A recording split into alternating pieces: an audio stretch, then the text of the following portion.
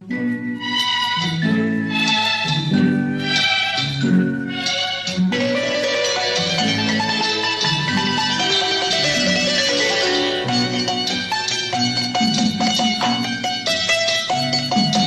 மனமே ஆறு, அந்த ஆண்டவன் கட்டளை ஆறு.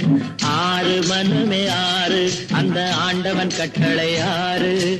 தேர்ந்து மனிதன் வாழும் வகைக்கு தெய்வத்தின் கட்டளை ஆறு. தெய்வத்தின் கட்டளை ஆறு.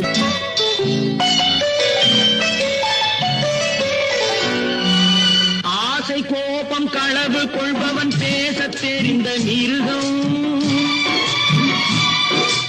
அன்பு நன்றி கருணை கொண்டவன் மனித வடிவில் தெய்வம். இதில் மிருகம் என்பது கள்ள மனம், உயர் தெய்வம் என்பது பிள்ளை மனம்.